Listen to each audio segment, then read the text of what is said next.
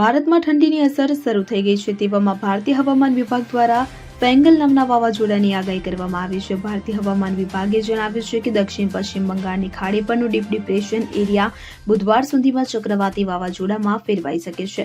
આગામી 2 દિવસમાં શ્રીલંકાના દરિયાઈ કાંઠે આગળ વધી શકે છે।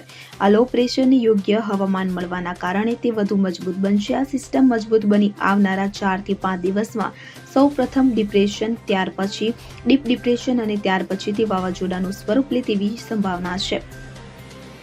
તેવામાં વાવાઝોડું ગુજરાત પર કેવી રીતે અસર કરશે તેને લઈને હવામાન નિષ્ણાંત પરેશ ગોસ્વામી દ્વારા મહત્વની આગાહી કરવામાં આવી છે। પરેશ ગોસ્વામીએ જણાવ્યું હતું કે આ વાવાઝોડું ચોક્કસ બનશે, પરંતુ ગુજરાતને તેનાથી કોઈ ખતરો નથી।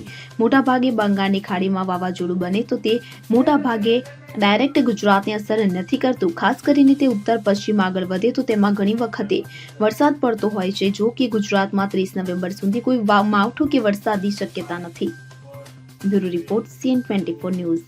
હવે જુઓ દેશ દુનિયાની તમામ ખબરો તમારી આંગળીના ટેરવે। ઉઠાવો મોબાઈલ અને Google Play Store પરથી ડાઉનલોડ કરો અમારી CN24 ન્યૂઝ મોબાઈલ એપ।